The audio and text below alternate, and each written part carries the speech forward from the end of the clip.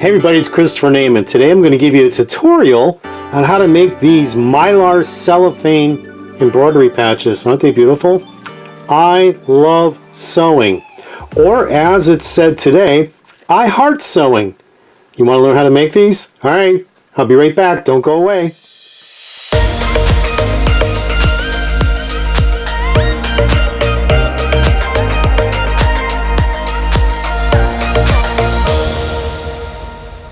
Alright, welcome back. Okay, to make these patches, you're going to need a couple products besides the software. You're going to need waterproof canvas, and you can use any color.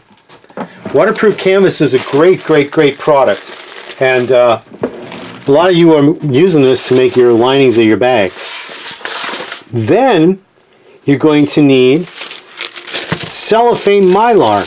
Oh, by the way, these products you can buy anywhere online.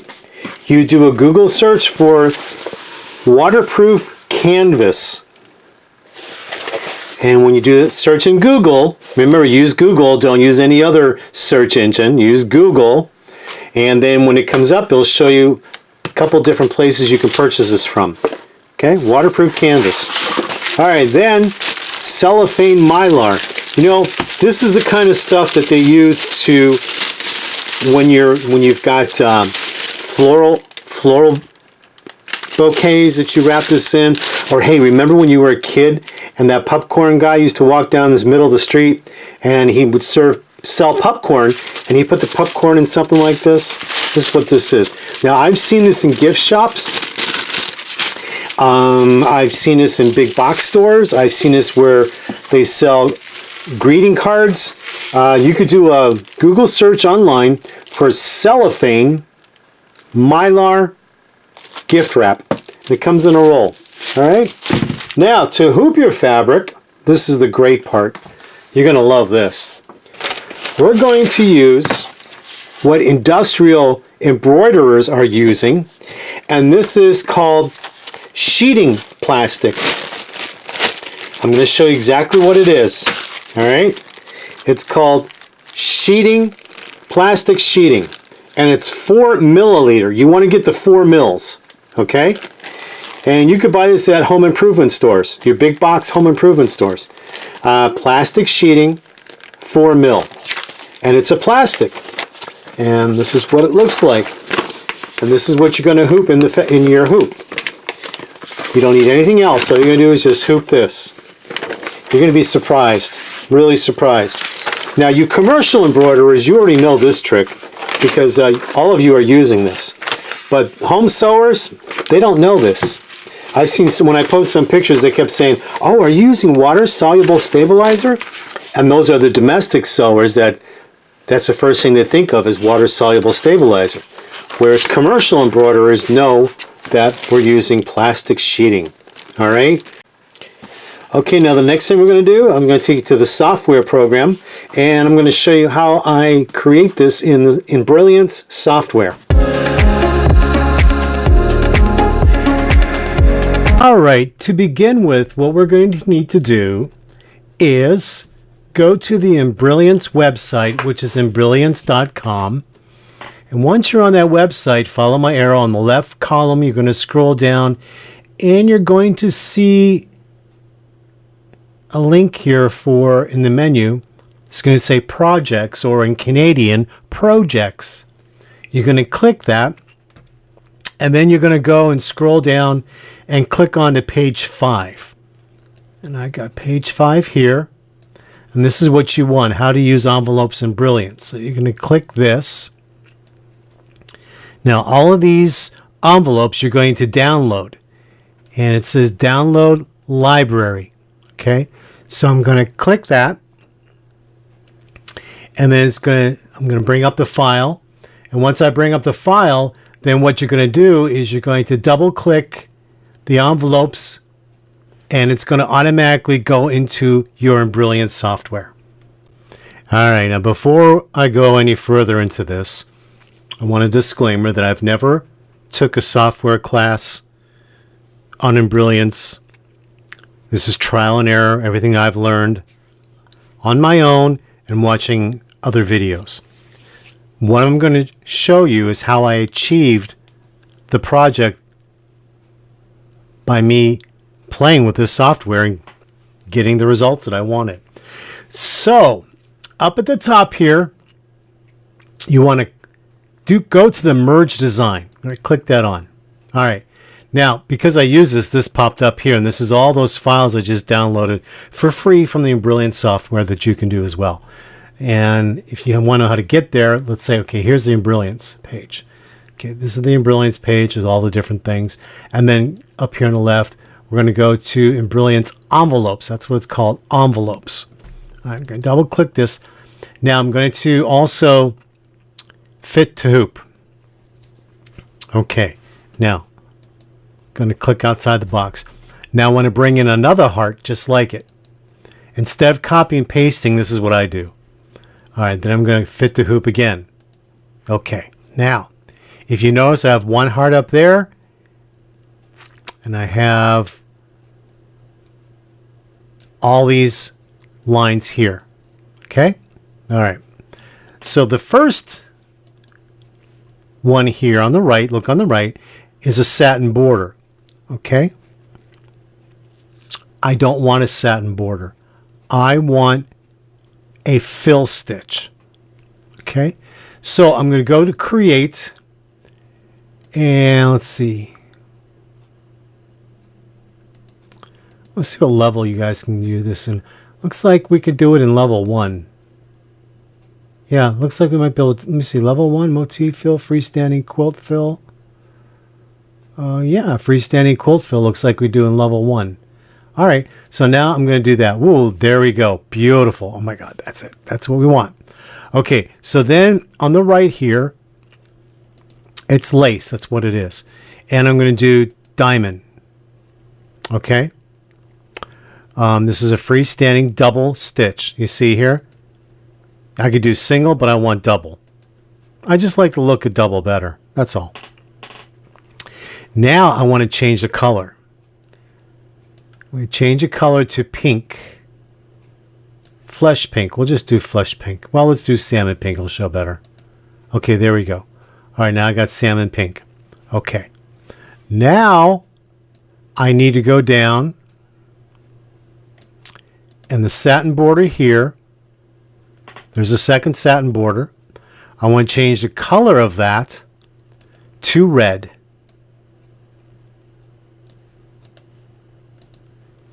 And then on the satin border, I want to make my border, I like my borders to be 5.0.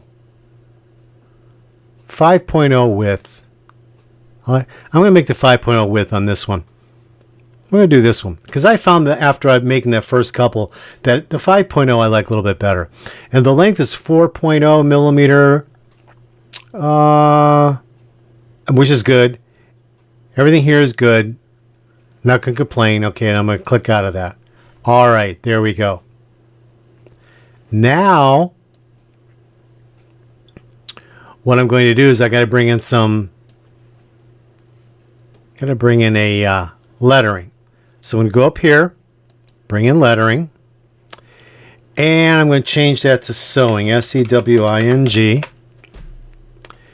It's a block. Let me go enter. Do I want the block or do I want something a little thinner? Let's try something block condensed. Yeah, there we go. Let's do block condensed. Okay. Now, if you look at the top here, see the envelope? Envelope 5 it's called. What an envelope is, you see this black line around here? Okay. The envelope allows the lettering to fill that whole, inside that whole outline. But we have to tell the stitches where the outline is to do this. So it says envelope is number 5. So I'm going to scroll down and right here on the letters, I'm going to add the number 5 after letters. So I'm going to go space 5. There we go. And I clicked on it and it popped right up. You see that? That's how easy it is to do. Now this is in 3D. Let's see without 3D. There we go. Now let's do a stitch out, a sew out simulator. So I'm going to play. Okay, so right now, oh, that's a little too fast. I went too fast. I want to show you something. Okay, so when I go to sew this out, I'm going to lay my fabric on the hoop. And I'm going to show you that in a minute. Fabric's going to lay down. It's going to do this outline stitch and the stippling. After the outline stitch and the stippling, or not stippling, the lace work, I'm going to stop. That's why I changed the colors. Okay? And then I'm going to cut it out, cut the fabric away. Now, one thing I want to do yet, I don't want this lavender for my letters. I want it to be red. Let me go red here. There we go. Okay. One I did in white, another one I did red. I like the red because it stands out better. And then your lace is the background, which is the pink color. All right, you see how nice that's, isn't that nice? So when it's stitching out, I'm going to move this along. Okay, so right before it gets to the red, I'm going to remove the hoop, cut the fabric away, put it back in, and let it continue stitching. It's going to do an outline and the satin stitch, and then it's going to do the lettering, and then we'll be done and take it out and pop it out of the hoop. That's it. So from here, let me go to the cutting table, and I'll show you how I hoop. Okay, here comes the fun part. We're going to hoop our material. So you may have seen me do this in previous videos, but this is a great tip, guys. I'm going to use double-sided tape. Just a very inexpensive tape. I think I picked this up at one of the big box stores. In fact, I know that's where I got this, is the big box store. And you put it on 4 sides of the top hoop. Okay? And I've been using this for a while, so I think I need just another piece down here. And this is very easy to remove when it's time to replace. The trick I like to do is put a piece right here on the edge, and then wrap it up so it's all on there. Good, this feels pretty good. All right, then we're going to get a piece of our plastic. Just got a piece cut here. I'm going to lay this down on here, and that tape holds it. Then I'm going to place it in the hoop just like we would material. Now, the purpose of this tape is to hold this plastic tautly so it doesn't slip away.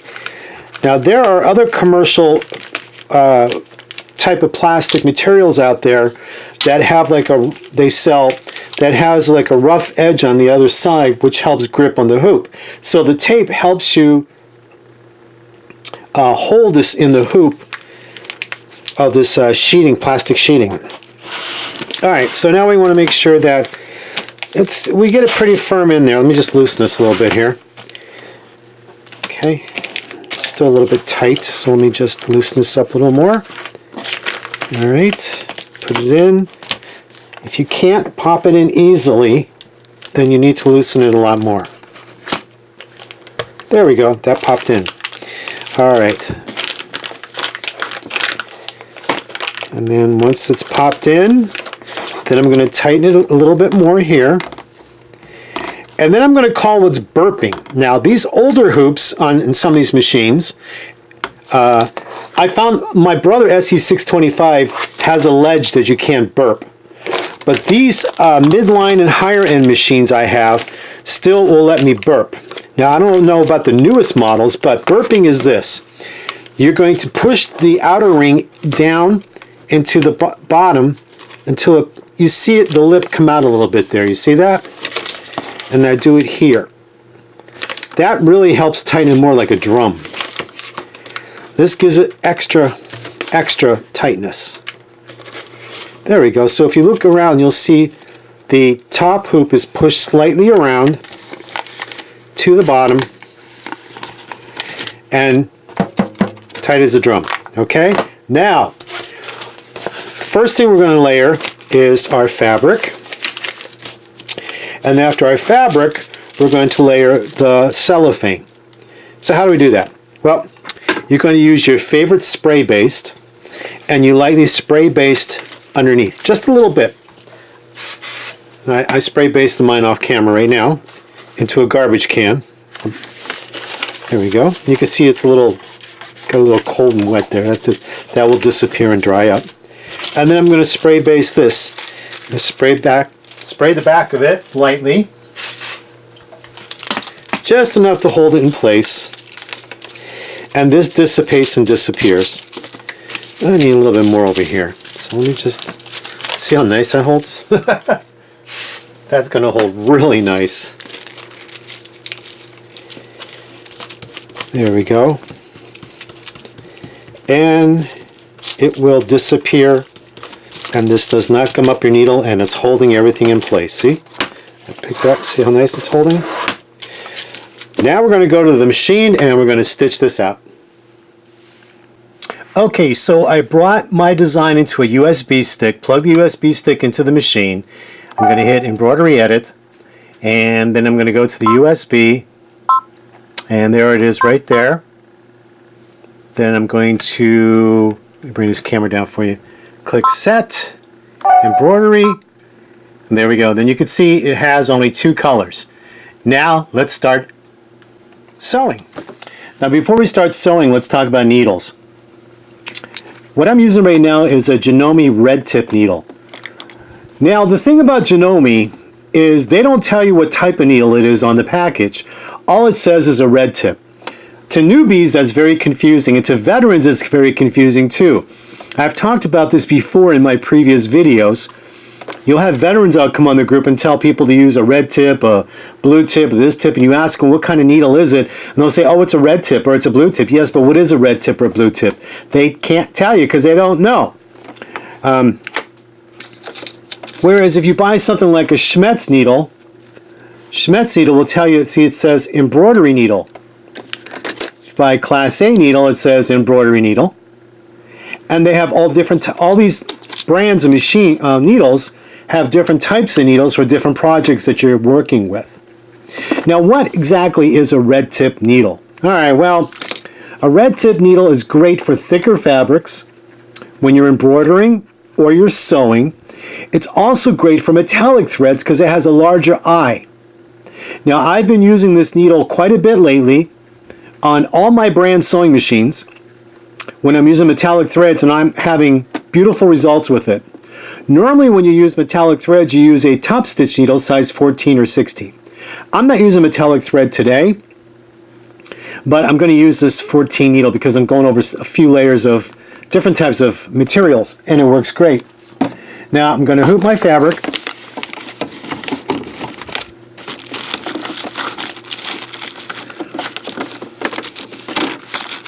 There we go. All right, and this has been fused down with temporary basting. And now I've threaded my thread. First one is pink color, and we're going to start embroidering. Here we go.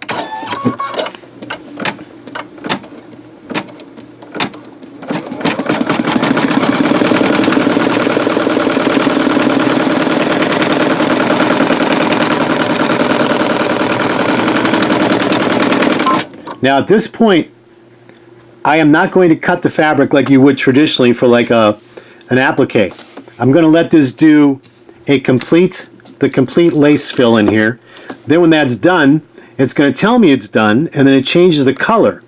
Then I'm going to take this hoop out and trim around this, what's going to be sewn out. And I'll show you when we get there. Okay, so let's just move on, and I'll fast forward the video so you can get through this quicker.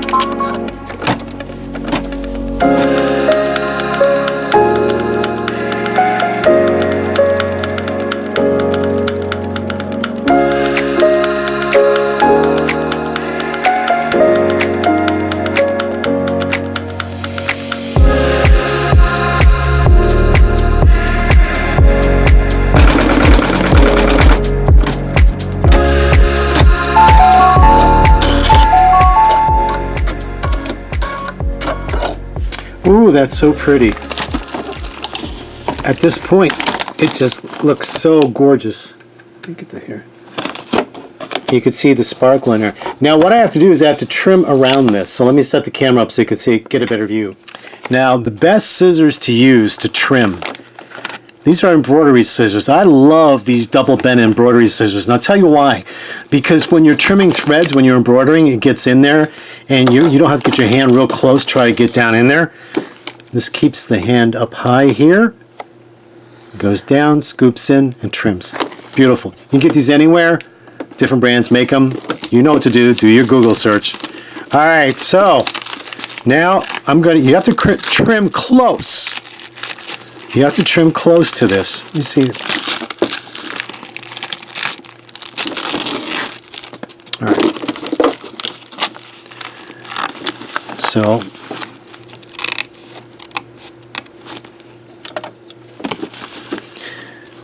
and you can see how close this gets.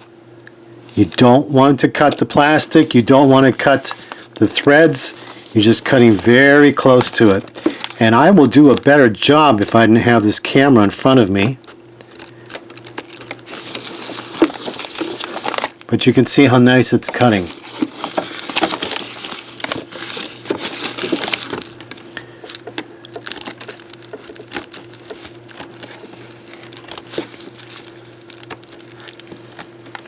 Now I'm going to finish this off camera because I need to get a different angle, but I wanted you to see how you trim it. I'll be right back. Never miss needle threader. How about that, huh? So this came out beautiful, beautiful. You know, newbies, I got a tip for you. When you're changing colored threads, cut the thread above and pull it out through the needle. You think you're wasting 6 or 7 inches, but you're saving yourself hundreds of dollars in repair bills. What do I mean by that? Well, how many times have you sewn in the past and you may have a little thread nesting on the thread itself, and when you pull it, you can't see it. It may be up here where it's shredded, and you're not aware of it. And when you change threads or you're trying to rethread and you pull it out from the top, that little nest is going to travel up through your machine up there, and there's a take-up spring up there with a sensor. And what's going to happen is when you're pulling, it could bend that take-up spring and mess up with the sensor, and then every time you try to embroider or sew, it's going to tell you to check upper thread, check upper thread, check upper thread, because that take-up spring and sensor, you messed it up.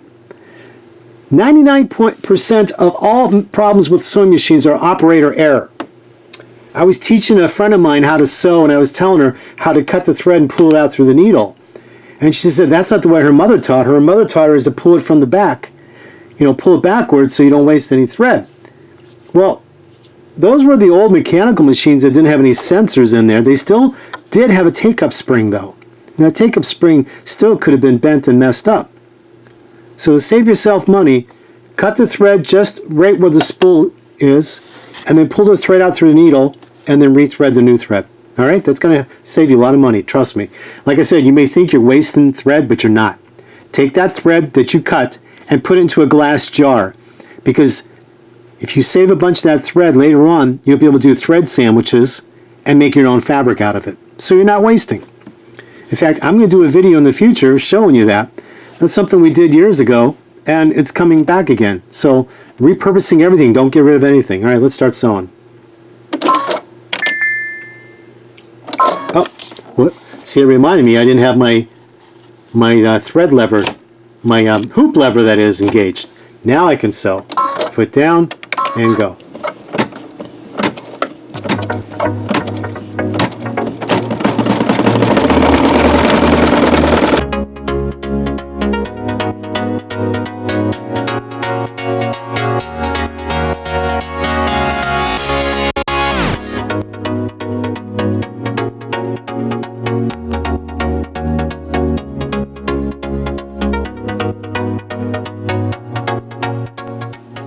Okay, so now we're going to take it out. I want you to know that this was a 4x4 hoop. So for all you that have the entry-level Brother machines or any other entry-level machine that takes a smaller hoop, you'll be able to do this design. You can make this as big as you want, but I found that this is just big enough in case you wanted to fuse it onto your shirt or a jacket. And this is great for you know, the newbies that have the entry-level machines that invested in the software that they can create this with. Now, how do we get this out? Well, let me move the camera over here and I'll show you. All right, here we go. The first thing that I noticed is I was a chicken clipper. What's a chicken clipper? I'll tell you in a minute. But here's how you pop it out. You just push it.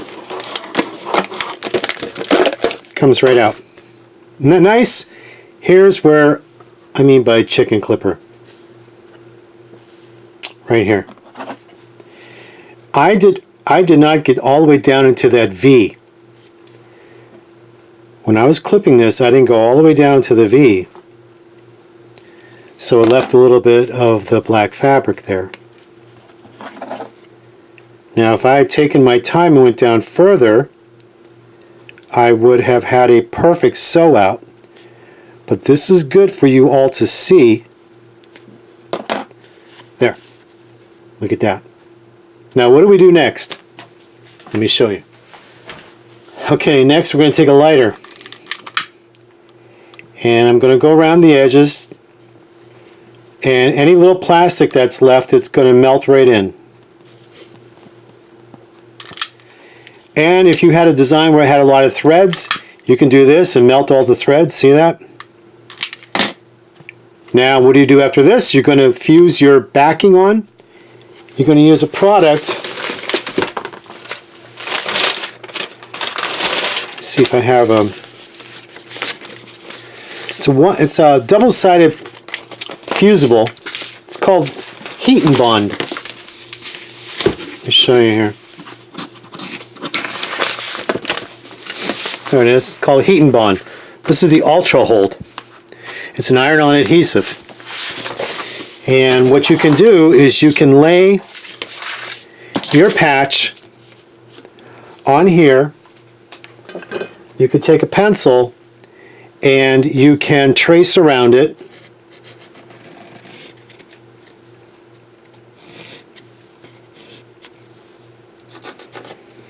And then you can cut it out. And then you fuse it onto the back of here. Now, what if you make several of these and you want to have this cut out automatically if you have a cutting machine? Well, I have a Brothers Scan and Cut. So you would do an outline. You would make an applique of the outline. Would you like to see how you do that? All right, let's go back to my computer and I'll show you on the software. Okay, back to the software. All right, what I'm going to do is I'm going to follow my little pink arrow over to the right. I'm going to click on the heart. Then I'm going to go down here where it says pink salmon. I'm going to click that on. This is where you change color. But also up here, besides the color, you can make applique. So I'm going to click applique. And right here in this drop-down box here, I'm going to choose applique position. Then follow my arrow right here to save. And I'm going to save. Okay, now I'm going to save into a file I call Video Heart to make this video. And I saved it earlier, as you can see. And it's an SVG file. What that means is, if you have a cutting machine like your Brothers Scan and Cut, yes. Okay, now after I saved it, this box is going to come up. I'm going to say OK. And then over here at the top, I'm going to say OK. And now you have an SVG file.